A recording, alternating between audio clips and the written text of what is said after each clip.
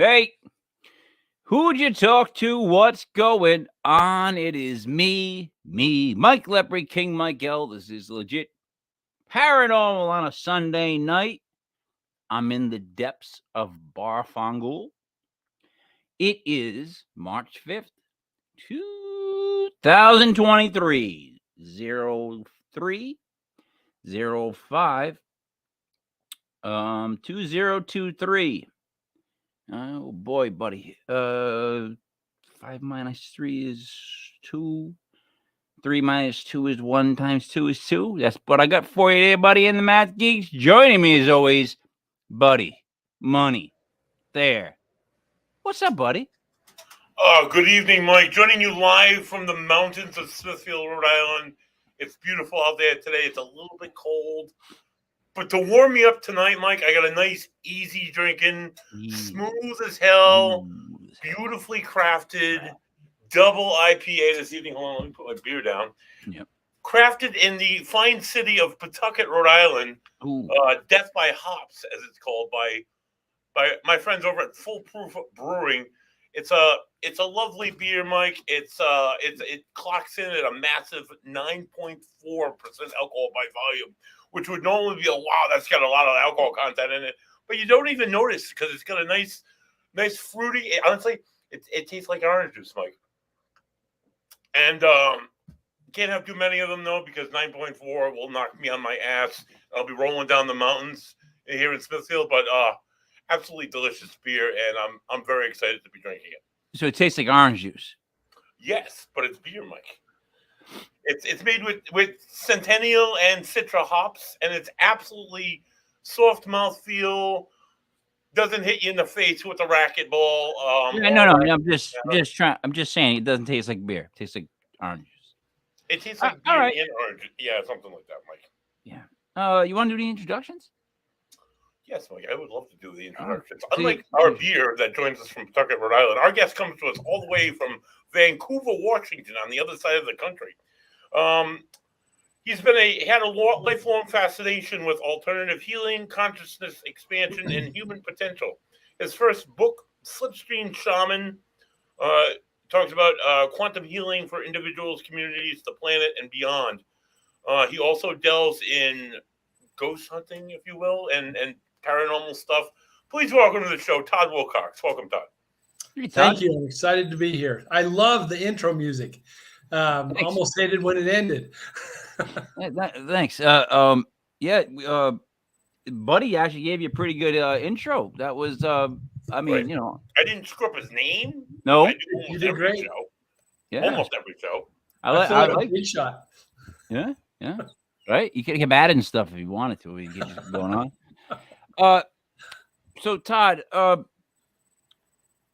word shaman, right? The only reason I know that word myself personally is just my my affinity towards Marvel Comics growing up as a kid. So I got that covered. Now, to everybody else though, and I do speak for the dumb. What explain the word shaman first. Let's get on solid ground here. Sure. So really, when you boil things down, and I like things really simple, when you're talking about shamanism, it's about somebody that can work in a place of spirit and energy. And so it's outside the body, it's outside what we can see and feel. And it's in that place that you might call, kind of a dream state. It's in that place where you get through meditation. And so with shaman, you're looking at somebody that can go to a place of spirit and energy and help manipulate that energy to help people feel better and help their lives get better. So not only can you get to that area, but you can help manipulate the energy itself. Exactly. So that's like the second level. That's like so like the associate's degree would be that you can tap into the energy, and the bachelor's degree would be you can manipulate it. Basically. Yes. I would say that's a very fair description. Yes. Whew, I'm glad you agreed to that, buddy. What do you think? Like, what's the difference? You can see how some people, and I don't say some people. It seems like a lot of people, if not all people, if they pay attention enough, have that first somewhat level of being able to tap into whatever else is out there. But that second level, I think that this whole paranormal thing that we're talking about is all based on some kind of energy. So I think for being a paranormal investigator, I believe that the spirits have the ability to manipulate that energy field, the energy fields we move and interact in, and they use that to either communicate with us or manifest themselves. Yes, I absolutely. All right. I'm buying into the whole energy. But thing. then part two. What about part two? The ability to manipulate it? Yeah, well, I mean, if a ghost can manipulate it, and like say, like a medium, wouldn't they be able to manipulate? Isn't that a form of manipulating energy? I'm all for it. All right, wow, yeah, everybody can do it. I think, like you say, it's a bachelor degree level thing, Mike. It's not any associate degree level thing, but you got to go a little deeper. And I'm gonna make it a master's degree because you're making it sound too gosh dang easy to get it. Like anybody can just go. I can just go finish it online and get it. I'm not. No. Right, it's not an online degree. Being able to give to touch it. No, there's nothing wrong with online courses. Right, I'm doing that right now myself. And I know you are. You gotta hype your colors. What I'm trying to say is to manipulate it to me is much different. Now, so first of all, you have to come to realization that there's something else out there energy wise, right? Absolutely. You don't have to give me your childhood story. I just want to know when you realize that, hey, wait, I tapped into this. Sure.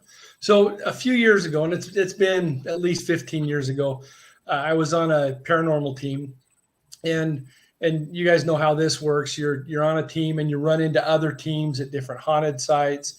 You end up at conventions and things like that together and get to know other teams. And I had a person from another team call me and say they were putting together a group that would go help people that the other groups couldn't help. And asked me if I wanted to be a part of it. And I said, yeah, I would love to be. But guess what? Both of us are a part of those groups that weren't helping these people. What are we going to do that's different? And we sat around and we threw out ideas. And somebody said, what if we got a shaman in to teach us about energy? And that was the one that really stuck for me. The shaman came in, was teaching us how to find our energy. And there's a place between your palms. As you bring your hands together, you can start feeling an energy. Wait, time out. What year was it? Met the shaman. This would have been early 2000s. All right. 2003, 2004. What state in the country did you meet him? Utah. Okay. Oh, a shaman from Utah in the early 2000s. I'm gonna guess. I gotta go with the long beard, long hair, ponytail. It's gotta be long beard, long hair, ponytail, but jeans. I would love to completely agree with you, but it was a lady in her 50s. I think she had jeans though. I'll go with that. Does she have long hair? I think so. Yeah, it's been a while since I've seen her, but I do believe so. So I just got the beard wrong. Basically. She might have had a beard. Now we talk. So yeah, she might have had the beard. What was it like? So when you met her, the minute you meet her, she walks in your area. Is it something that puts you on alert, or is it something she wins you over with over time? So immediately I didn't find anything special about her. And then as she was teaching us, it got worse, because what she was describing as she was showing us how to find our initial energy, she was saying it was going to be red, and then it was going to be warm, and it was going to look like this. And mine was light blue and cold. And so as I'm having this completely different experience, I really had a hard time listening to her. So I backed out. I sat there. I didn't interrupt anything or make it bad for anybody else. I listened to what she was saying. And then when I went home, I started practicing on my own. And without her distraction saying what it should look like, I was able to find my energy. And then I started working with it. I started off by just covering myself in it for protection when I would go on ghost hunts. The blue. And I started swelling it up to cover my vehicle to keep things out of it.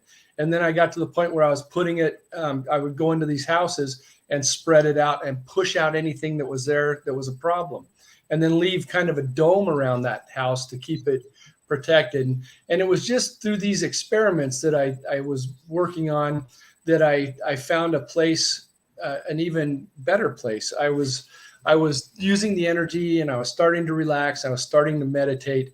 Meditation for me, and I'd been trying to meditate for 20 years, and it was basically sit on a chair or on a couch, try to clear my mind and fall asleep for 20 minutes.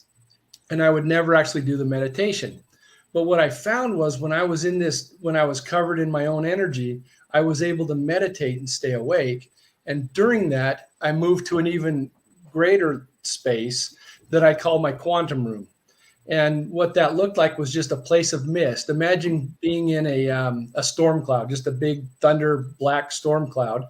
And that's what it looked like at first. Since then it's evolved. A window grew in it at one time, and I could walk out into a field.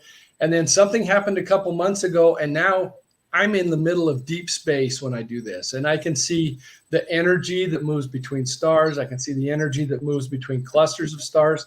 I can see minute particles of things that are out there that you think space is empty, but there's all kinds of things I'm looking at.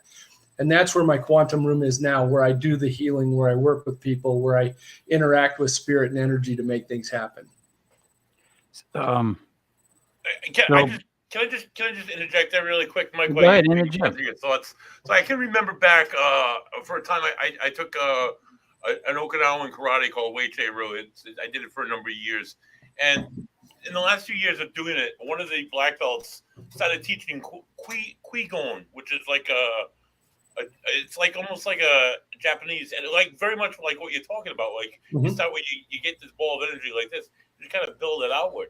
Now, I didn't know how much I bought into it, but the black belt who taught the class, he could be walking up a hallway completely blindfolded, and somebody as quiet as could be could approach him from behind, and he would turn around. He could feel their energy. He could read their energy like immediately. He would be tested on it by various different people would try it, and nobody could ever like get him from behind because he always felt that energy. It always turned right at that exact moment, and he credited Qigong, the study of energy, which is kind of similar sounding to what you do. Yeah, and it could be down the same line, and I'm familiar with it. I haven't studied it, but I am familiar with it. And really, humans are made to feel this energy. We've gotten away from it, but we really are set up to feel it. How many times have you been someplace and you just knew somebody was looking? You had a weird feeling like somebody was looking at you. You turn over and sure enough, somebody's looking at you. Or you're walking down an alley or through a park and you think, man, something's not right. And then somebody steps out from behind something. We are tuned into those things. We're able to do that. And through focus, and he used Qigong to do that, you can start to develop those abilities. We've just gotten away from it, but it's certainly something that's out there for us. All right, wait. So, buddy, I was agreeing with everything he was saying, and then you took us on that left turn, and you mentioned that form of martial. I don't want to call it form of martial arts, where they came to throw the ball of energy. No, They don't throw the ball, like they harness it, and then that's how they start as a ball. All right, but there is. Have you ever seen the ones where they? Have you ever seen where they show the masters that they don't actually even hit the students? It's from the energy through the ball that they bounce backwards. Have you ever seen that? Anybody? Because it's just awful. It's what gives like other stuff bad names. Like it just doesn't register, right? And then the other thing, buddy, what you're talking about, the fact that this guy knows when someone's behind him. If he has like any kind of like fighting skills or anything like that at all. Oh, he does. Yeah, all right. So there was a boxer named Nicolino Loche. It's like Nicollino. Loche is like Locche. Anyways, he's like this old 40-year-old guy. He didn't train anymore. He was smoking cigarettes in between rounds. But he was one of the greatest defensive boxers that just ever lived. And they put him in this match once against this young kid that was like this killer of a kid. And if you watch the footage, it's like he knows he's like standing there waiting for the kid to throw a punch, and he's just sliding and knowing exactly where he is by like not even like a quarter of an inch. So my thing with that guy is, yeah, maybe he does have that energy, but he's also probably such a seasoned fighter that you can't walk up on him. It would happen from behind. You wouldn't even see or hear it coming. It isn't after, though, those guys. Those real fighters, they just sense that whole feeling of, I guess it's part of the energy. It's just they sense that whole, like, someone's near me. Now, back to the whole energy thing. I mean, let's start with, so you were like, all right, mine's blue. I'm gonna go home and just rock the blue. I'm gonna see how the blue works out. And then how long did it take you to expand? Let's call it the blue force field, this blue thing. How long did it take you to expand it from just you to, I mean, because it's one thing I think I could believe that even like the human mind could convince itself that it's covering itself with some sort of force. But once you expand it out beyond you, that's totally something else. So I'd be interested to know, like, how did that progression happen? Yeah. So at first it was just like you said, it was to cover me, and then it was to cover my vehicles, then to cover the house and expand on those people. And then the next step was when I found that room. And as I started working with that, and I would invite things to come to me, people that were having trouble, I would invite them to come to me in that room, and I started finding things that were wrong with them that we needed to fix, whether it was physically or mentally or just energy movement or whatever the case. That was where it really took off.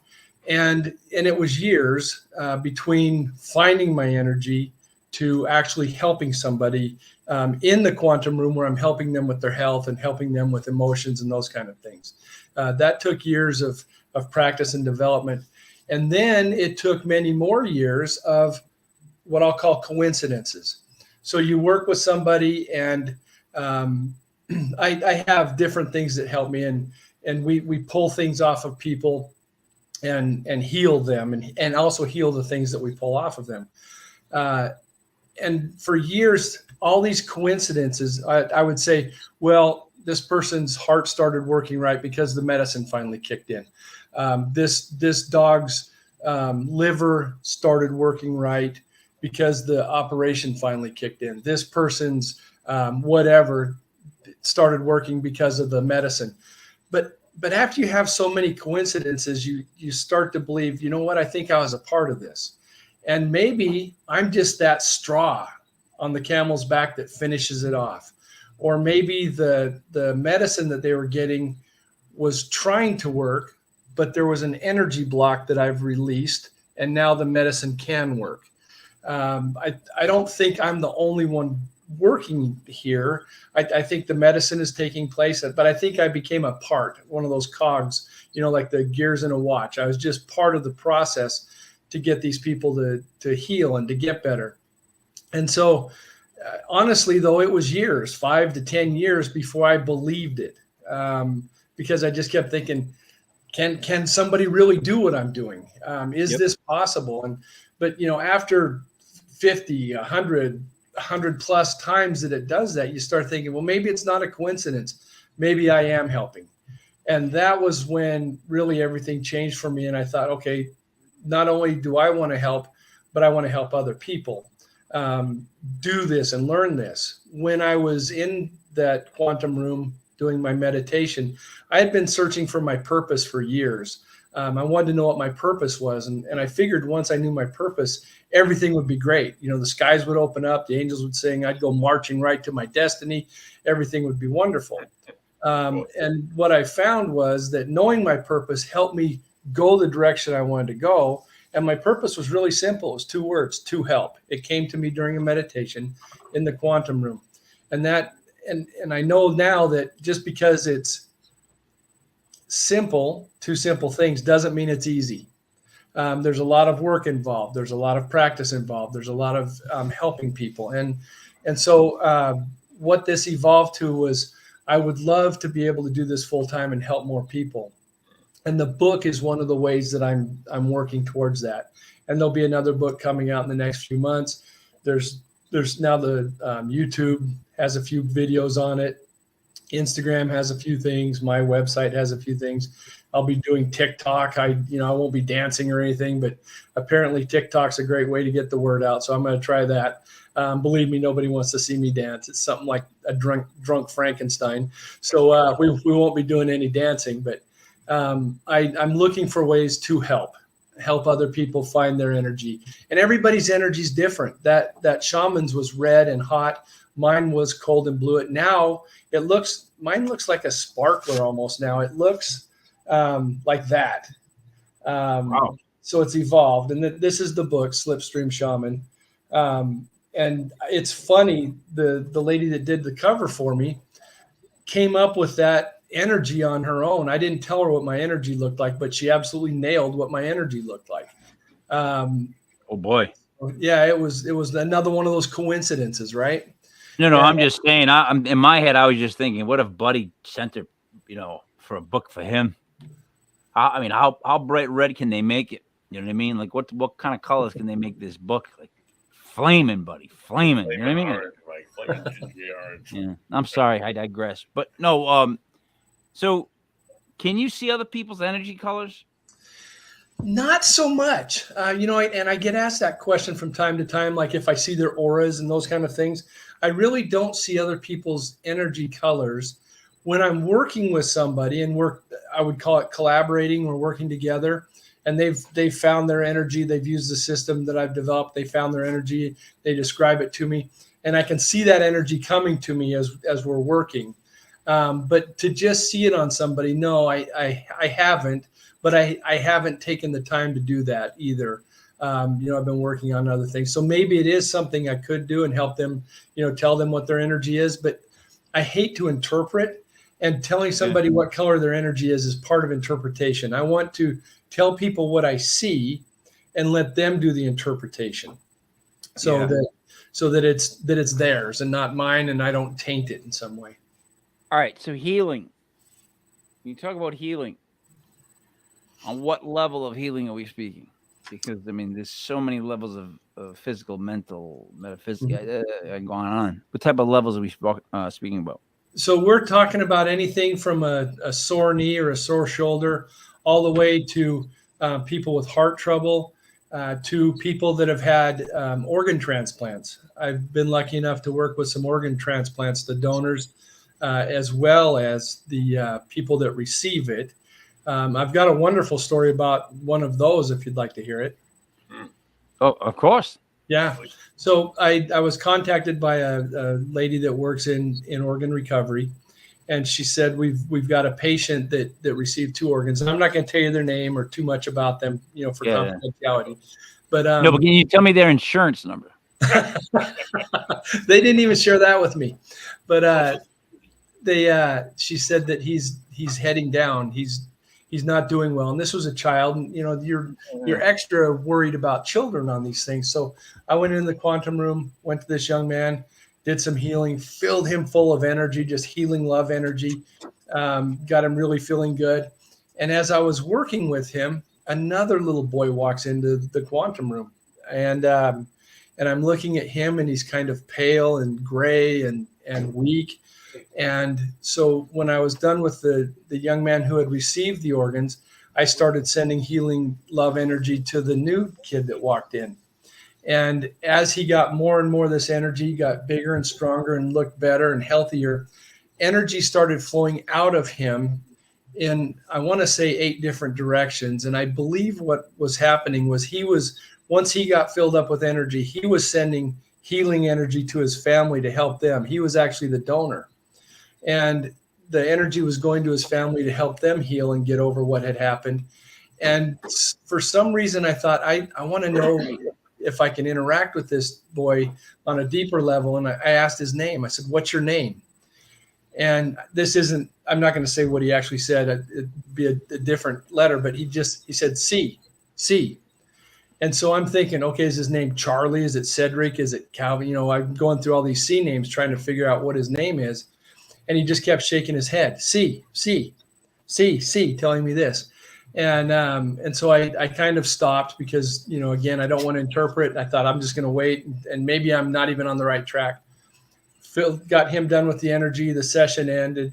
The next day, I'm talking to that nurse, and I find out that the little boy who had received the organs that was in a lot of trouble that night, everything was failing, had a complete turnaround and was up walking and was going to be out of the hospital in a couple of days. So good things happened with him. And then I said, I don't know if you can tell me this, but as I was doing the healing, this other boy came in and I filled him up with love and I asked his name and he kept telling me C. And so I asked the nurse, is it Charlie? Is it Cedric? Is it, whatever? And she started laughing and says, no, his name's Cece. And so he was telling me his name, but I was interpreting it wrong. I thought I was just getting a letter, and it was not that letter. Just so we're clear, that wasn't the letter. Yeah, no. But yeah, it was amazing, and I'm kind of shaky right now and have goosebumps thinking about it. That I had that kind of interaction, and that I get to help with things like that. And I don't charge for these things. The way I'm going to get this going is by the books and the things on YouTube and Instagram and training, eventually training people, but I don't charge people for the healing sessions. Just to be part of 2 kids getting better, right? That's like almost like you could almost retire on that. Like, and I'm being serious when I say that. That's almost like hang them up. You can put the boots in the ring and walk away. How do you go bigger than that? Yeah, truly. No, it just is. It's like that is, it's not enough, but it's almost like that's a pretty good, that's pretty good. Like, yeah. But to keep going, is above and beyond. But you got to take this home with you. This is going to be something that I like. I'm having a hard, I guess, because I'm so tense. Buddy makes me tense like this. I have a hard time believing that you can just deal with all that and then meditate and let it go, and none of it attaches more to the human side of stuff where you kind of remembering it as you're driving, or it's popping in your head when you're doing something else. Like you completely get rid of it. Yeah. And so here's the funny part with this. I have to take notes. I've started using a dictation program on my phone. What I used to do is take notes as I would go, because truly within an hour, I don't remember the session. It's gone. And so what I think is happening is I'm in a place of energy and spirit. My spirit, or whatever you want to call it, that leaves and goes to that, understands everything that's going on, but my human brain can't hold it. It's too foreign for that to hold. And so it's gone. And the only reason I can talk about that story, or 2 or 3 others that I talk on these shows, is because, the first 5-6 shows I did, I had my notes and I was looking at the notes to remember it so that I could talk about it. I've since talked about it enough that I do remember it. But the sessions that I did this week, I couldn't tell you a thing about. Not one thing. So there may be some things sticking to me that I don't know of on a spiritual level, but on a physical plane where my brain works, I don't know about it because it just doesn't stick. It's stuff that I get to experience and have a great time with while it's happening.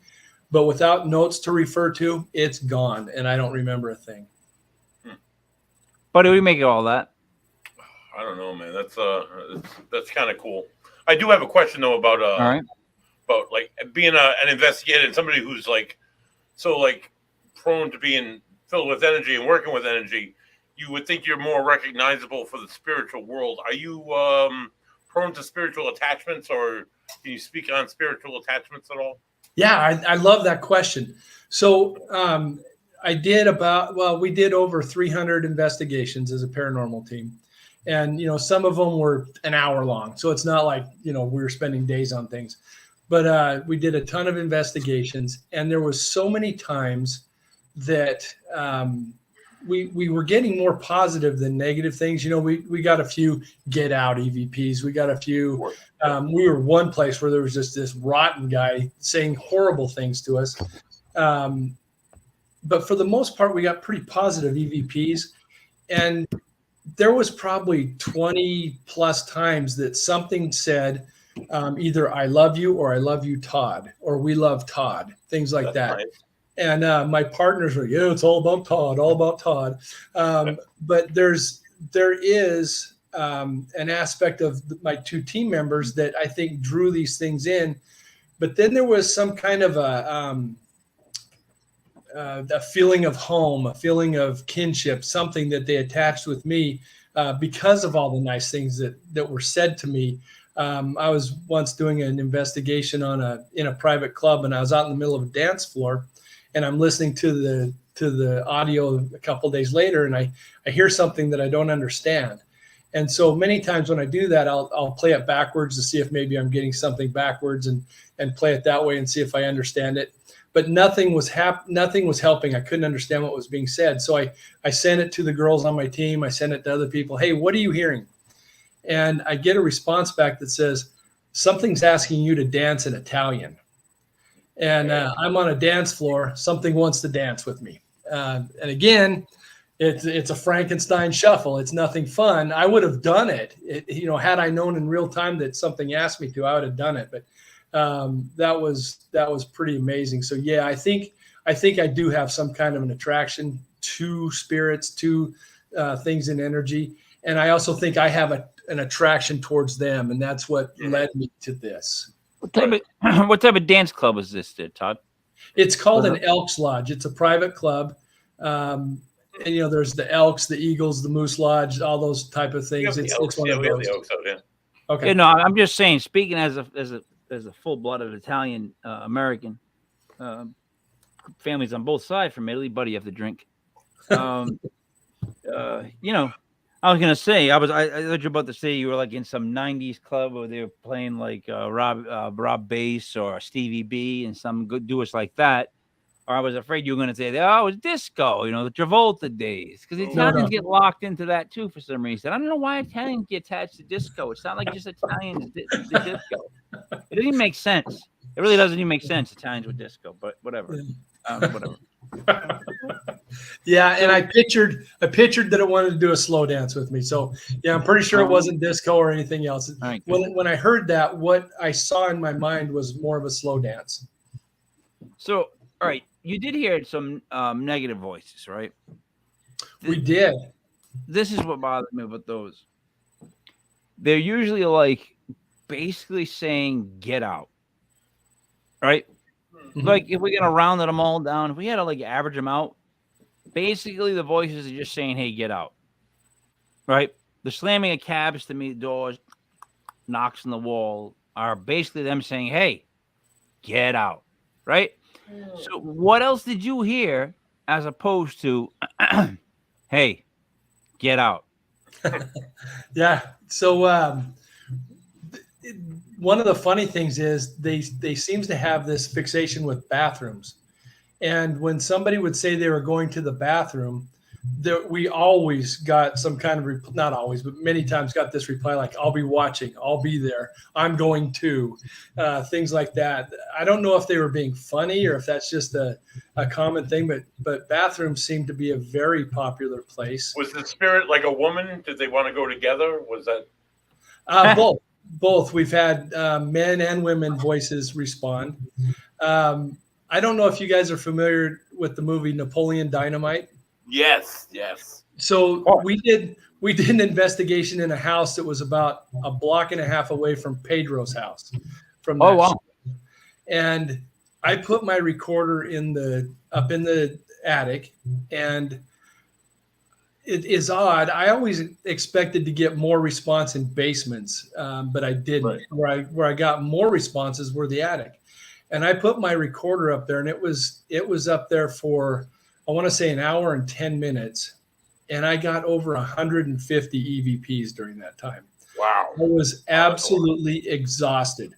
And listening back. And almost to the point where I'd swear, God, not another one, as I was making my notes. And there was this horrible man. There was, I want to say 5 different voices I heard up there. And one of them was just this horrible man swearing the F word, everything you can imagine, wanting to kill us, wanting to do this. And then there was a lady and a little girl, and it seemed like the lady was protecting the little girl. And then there was a couple other people that were just kind of on the really. Let me just interject there really quick, Todd. So, we talk a lot about in this show about that being like a lot of people say negative entities, but honestly, in my investigations, I've found maybe one case out of a whole ton that maybe had something non-human. Maybe. Honestly, I tend to label them more as asshole ghosts.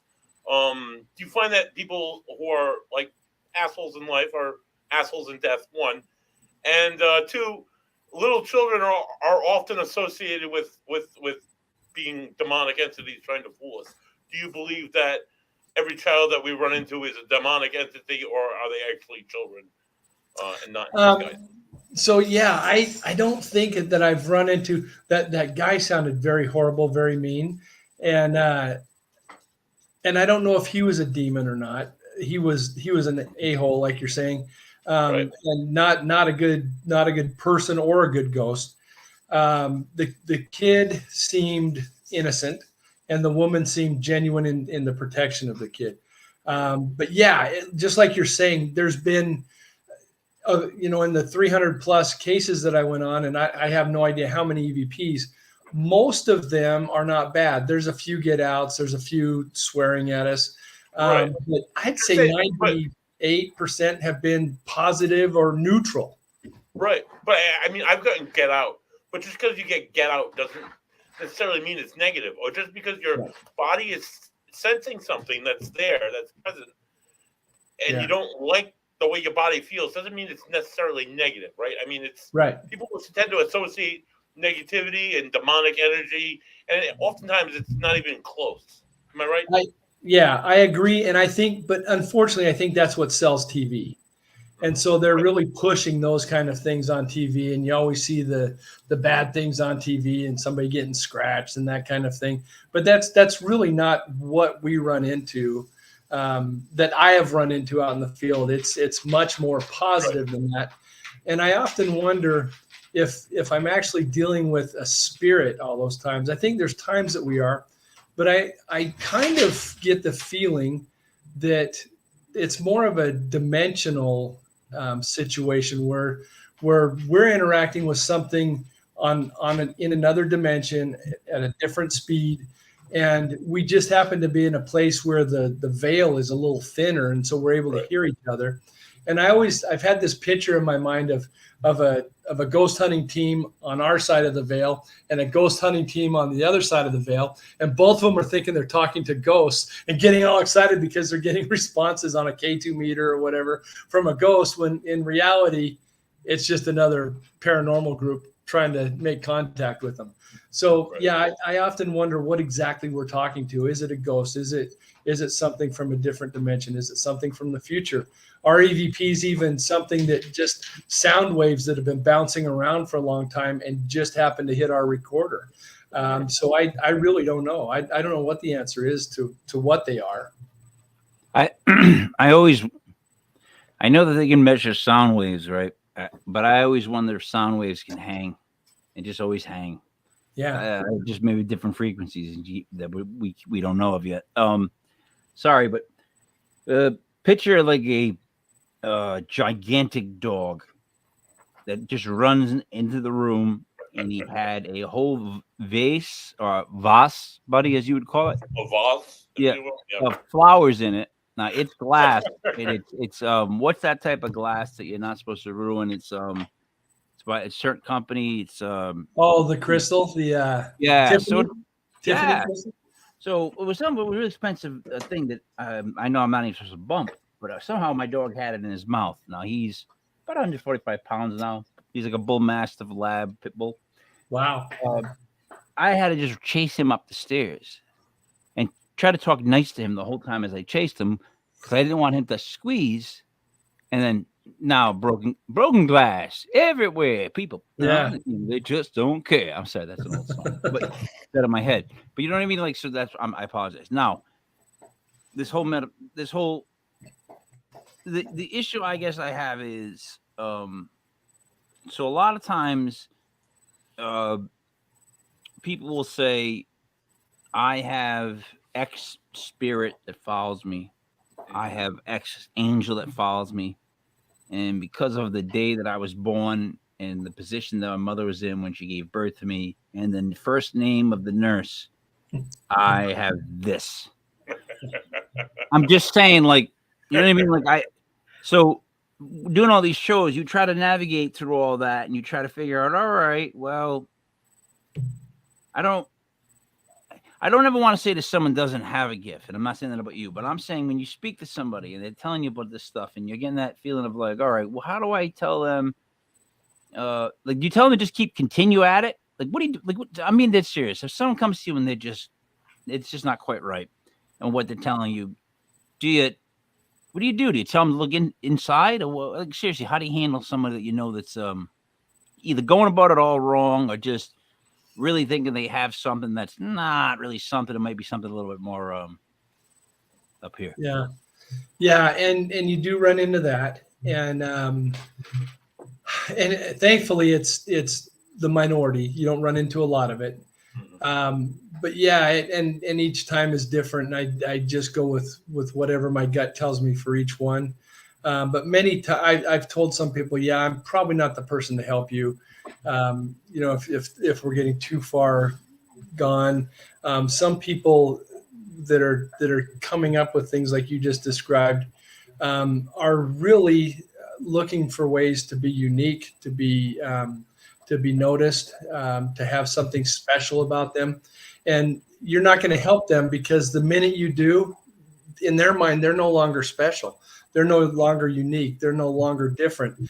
And so even if you help them get rid of whatever's bothering them, they're going to invite it back, because now all of a sudden they're just regular Jimmy, and they want to be somebody special. They want to be the person that has this thing. So a lot of times it comes back, and when they do bring it back, I tell them I won't do that again. So all right, we're done. But so now that works the same on businesses, and I heard you guys talking about it. I was chasing the dog about hearing the kids' voices. So now we have some people come on that say they can help spirits pass over. They're good at it. What this, the other. Okay. There's a lot of places that have exhibits, or not exhibits, let's say locations you can go visit where it's like, say, a children's hospital or something like that. And there's nothing but children's voices. Now, if they really are children and not demons, like I believe, no, I do. I think all kids go straight to heaven. So anyways, yeah. If they are kids, then why would we not focus on organizing all our people that can help people pass on to head to these places? Or is it because that if you're paying money to have people come to your place, why would you get rid of the kids' voices and you're not going to make money anymore? And then where does that put you in the argument? You know what I mean? Yeah. So the way I look at that, and I'm probably a jerk for doing this, but I look at that and I say, okay, you're helping somebody that's in spirit form pass on to where they're supposed to be. You're in physical form. You don't know what that area is, but you're magically somehow able to help this person move on that can't. Is that like me walking up to a stream and telling a fish how to go catch a fly? I know as much about catching a fly as a fish as these people do about moving a spirit to the other side. I can catch a fly better than I can help somebody pass on. How about that? Yeah. And so I just don't get the whole thing. A spirit, in my mind, should have much more knowledge of moving on than we ever would. And right. and I think it's a natural draw. I don't think it's well, let's just talk about when I'm in that place of spirit and energy, I can do anything. You know, I can truly go anywhere, do anything in that space, right? And I've had two times I've had near-death experiences, and I know I can do whatever I want during those times. So what's stopping these people from doing what they want? Then you have the other component of, especially with kids, when kids are dying naturally and you're talking to them. Grandpa came and saw me last night. We talked about the time we threw the ball. Rex, our golden retriever that we used to have, was playing in here last night. grandma said, I'm going to be with her soon. You know, they start saying things like this, and relatives and, you know, all kinds of things are coming to help as they transition.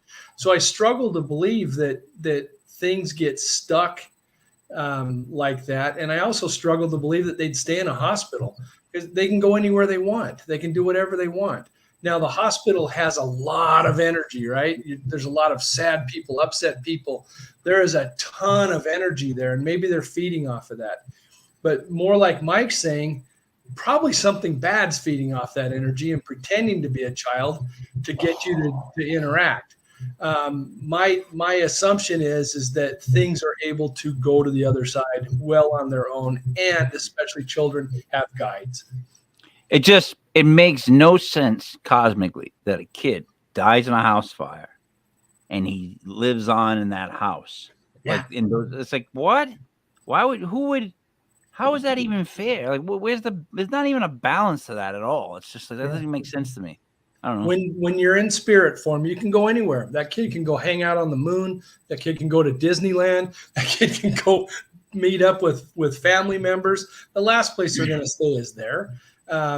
You know, but something could get drawn there because of the energy, the sad energy of the fire, of the loss, those kind of things. And I think that's why many times we find things in hospitals, we find things in cemeteries.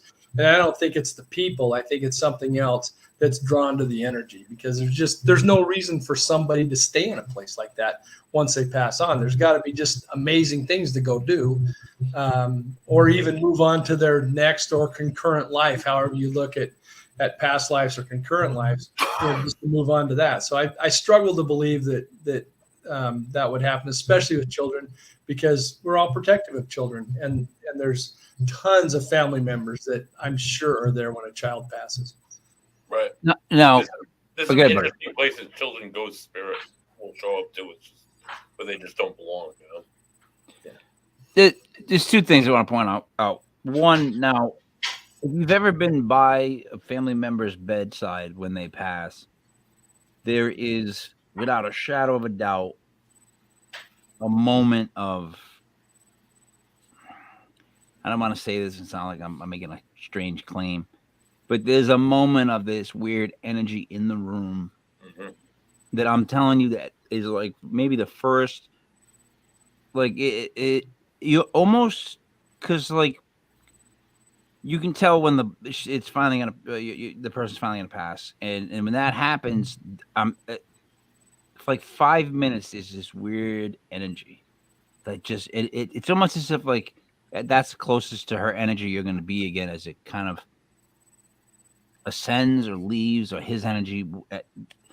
Have you noticed that? And secondly, if someone hasn't experienced that moment, I feel like that's also a moment that they're missing out on, as far as, I mean, it's not fun. No one's going to say it's fun, but what I'm trying to say is that's another moment of life that you don't want to deal with ever. But when you deal with it, it helps you in life in odd ways. Like, I don't know. There was just something about that moment where I was like, wow, that's very intense. How about that? That's the word I'll use. It's not just because the person passed. That's obvious why it's intense. There's just something else. There's like a calm for a moment, and then there's this intensity, and then everybody goes back to crying. That's kind of what I've noticed. I've been there twice. I've done that twice. So have you noticed it's kind of like that? And there's that moment right when you're talking about the crying at the end, where it's like the whole room went, yeah. And then the crying, gets back. And the feeling that I've always gotten in those circumstances is it just reinforces that I know there's something else. There's something beyond our body. When you can look at a live human and see the life in their eyes, and then you look at them like right after they pass, and it's a shell. You feel it, you know it. It's a shell. It's gone. That essence is gone, and so there's an essence there. You look in your dog's eyes, that dog has a soul, it's one of those reaffirming moments. We're going to miss the people, but I also know that they're still around and they're doing good things. and they're enjoying things. So it's there's a lot going on in that moment, that transition moment. They're transitioning to another place, and we're transitioning to a place without them. And so there's a lot of transactions going on there that really are beautiful, and while they're not necessarily fun, but you can feel the process happening, and you can, and to me, it reaffirms that there is more to us than our physical body. For sure, absolutely. Oddly enough, though, I'm going to say that there's more emotion shown in a dog's eyes than any other eyes I've ever seen. Like, in other words, I can look at my wife and I'll be like, "You want what? What do you want me to make?" And she's just looking at me, and I'll be like, "Chicken," dead face. I'm like, I can't. But my dog can come up to me, look at me. I'm like, "What do you need?" "Oh, you want water?" Like, it's like I can just. Their eyes are so I can't explain. Well, maybe I'm wrong, but have you noticed that those dogs kind of have more expressive eyes? At least dogs have much more feeling to them. Yeah, much more. It's pure love in a dog. With people have emotions. People have moods. People have irritabilities. People are thinking one thing and like portraying another to you. Or dogs, I think they're looking at you and they're looking at pure love. You guys want to know something crazy? Yes. I'm about 10 feet from a door, and it just opened. Nice. Why did it? Let me ask you this: it just opened. Was it closed to begin with? Yeah, it was closed, and I've been hearing stuff, banging out there, and there's no wind right now either. It is raining, but there's no wind, and it just opened. Oh, well. Sorry we did that to you, or sorry that you did that to us. Either way, one of us is pretty sorry. cool. Pretty cool. You know the knocks they hear in walls that they claim are knocks? All right, so I've recently heard knocks, and I want to get on the same page. They're not. We did, and those were drips, Mike. I could hear those on the recorder, but go ahead, keep going. No. This is when I was at a hotel. If you recording the time I was in a hotel room. No, not that time. We had to have a conversation after the show, buddy. HR Tuesday 11:30. Like, really? Recording that? What I'm saying is, like, they're not knocks, like knock, knock, knock. They're like a pump. It's almost like a pop knock. Like, I know that's not a word, but that's the sound that I was hearing. So, we were in a hotel room. The walls are cement. There should be no knocks. Like, that's what was driving me bat crazy. I'm like, oh, come on, right? Yeah. It's cement. And then it's 3:30 in the morning. Now, I'll admit, I was a little drunk, probably a little bit high. Hold on one second. If I was high, I was using edibles from highharvest.net. They actually are good friends of ours. They actually make it so that they customize it for you because it's more about how you feel and stuff like that. Anyways, even if I was still hearing knocks. And the one I heard above her head, about a foot above where she was laying on the wall I was on. Now, it's a cement damn wall. It was so loud, right? I'm like, I started to say out to myself, I'm so sick of the show. I'm not doing the show anymore. It's causing me to have these kind of things that happen to me. I don't need anybody else, right? And I keep telling people, Todd, I started hearing, like, at the end of the hallway, knocking on that door. They're knocking on the next door. They're knocking on the next door, getting closer to my door. So I'm like, all right, you know what? Let's go look in the peephole. Let's just go see what this is. I don't care what it looks like, but it keeps coming close. And then it would disappear, go back to the end. So eventually I went to bed. Before I went to bed, I cursed at all this, whatever was around me, and I tried to fall asleep, which I did because, again, I was drinking. Now, knocks, right? My thing with ghosts has always been my good friend, gentleman Dave, has an issue with this. His issue has always been, it seems like they try so hard to create energy to contact us, but they can never come up with something like really good.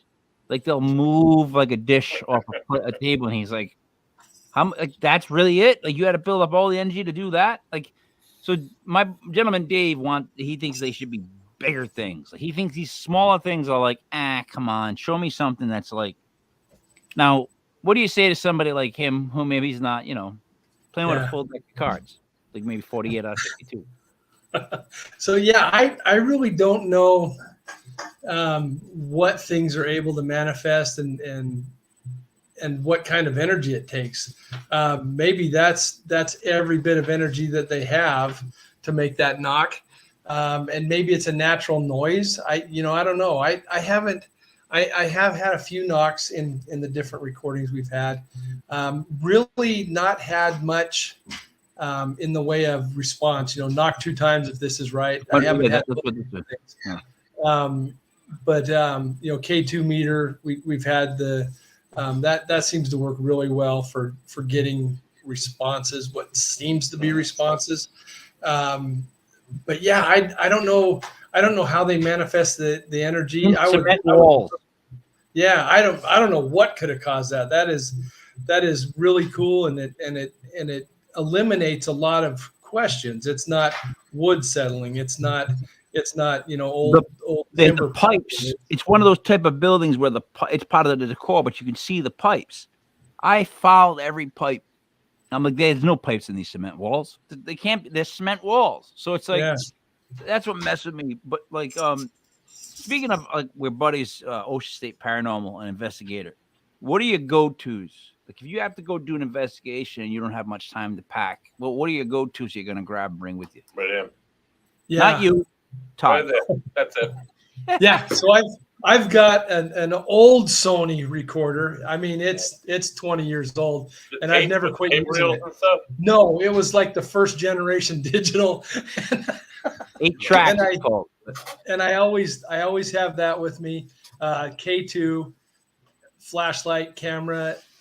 Didn't have a video for a long time, but that's a dandy that you've got there. That's I got this at Walmart for like $40.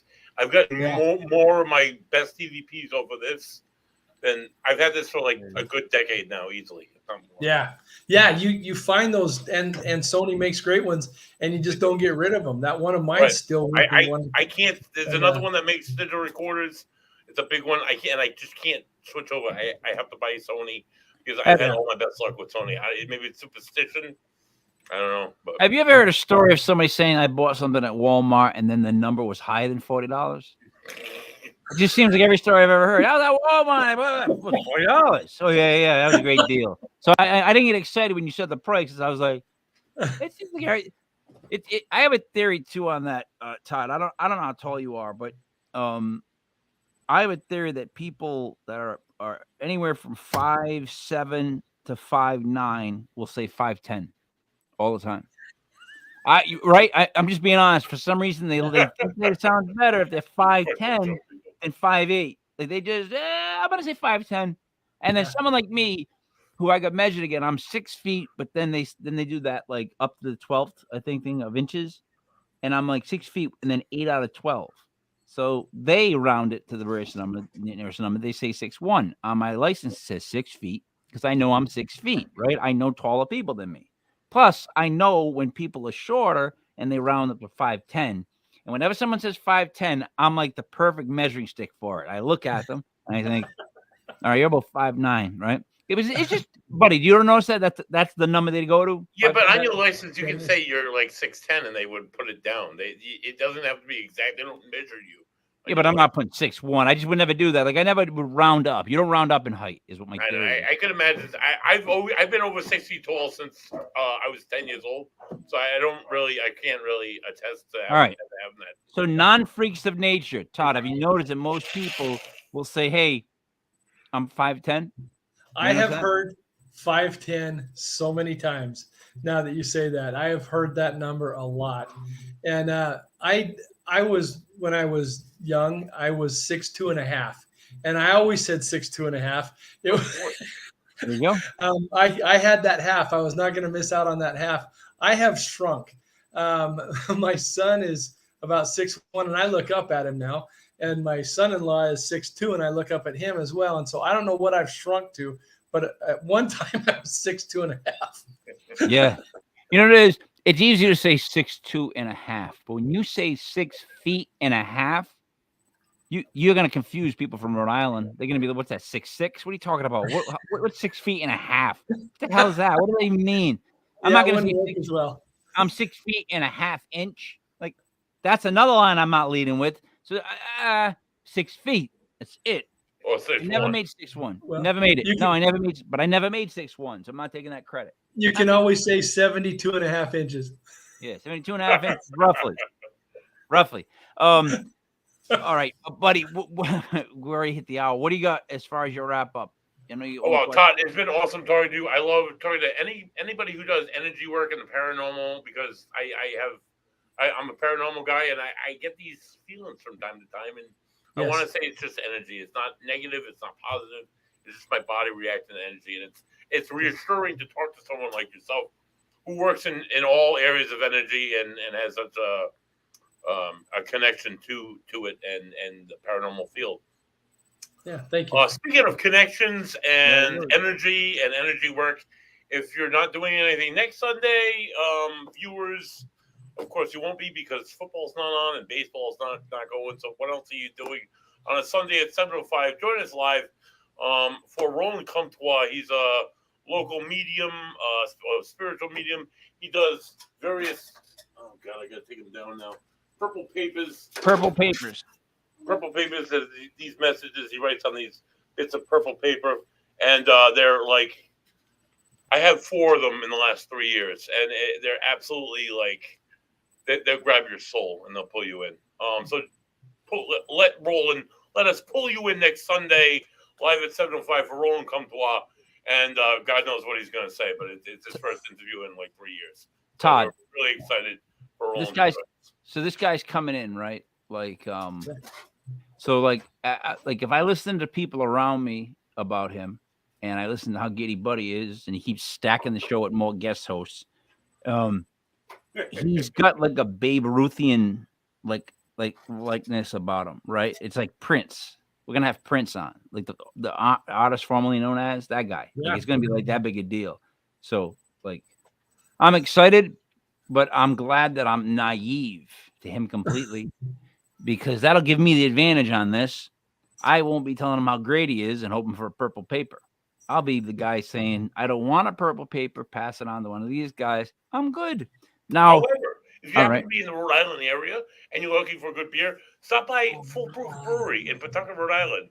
There's various different beers, and this is the beer I'm drinking tonight. Guess by hops. 9.4% alcohol by volume. We figured that out. Absolutely delicious. All right. Todd, what would you like to say to wrap it up? Anything you'd like to talk about that's upcoming? Yeah. So anybody that's interested in learning about finding your way in spirit and energy, I have the book. It's called Slipstream Shaman. You can go to my website, slipstreamshaman.com, or search that at Amazon and get it. Also, excuse me, if you go to YouTube, type in Slipstream Shaman, you'll see some of my videos. And to learn about what we're doing, anything that's coming up, follow us at Instagram at Slipstream Shaman. And we're just looking to help more and more people, and that's my goal as we keep going. It's rare to meet positive people. I know you don't think so because you're a positive person, but I'm telling you, as somebody that's a little bit of both, it's just rare to meet positive people, especially people that are dealing or want to deal mainly in positive energy. I know that seems weird, but a lot of people seem to want to throw themselves into negative energy and see if they make it on TV. Yeah, basically. But no, it's been a pleasure speaking with you. And if you do get a chance, though, type in Nicolini Loche and just watch his fight. He's got one video made of him called "The Boxer No One Can Touch Explained." It's just to see how good he was at. He always knew where to put his shoulder and slide stuff. I know it's off topic, but you guys would love it, and I really think you'd get a kick out of it because he's smoking a cigarette in between rounds, and this young kid who was undefeated could not touch the guy. He's bald and he's just like, hey. They said as he got older, because he was older and he didn't train, that he was no longer scared. So that allowed him to be better on defense because there was no he's like a cobra. It's unbelievable. But thank you so much for being on the show, buddy. Thank you for your beer of the week. Let me do my little wrap up as we go like this.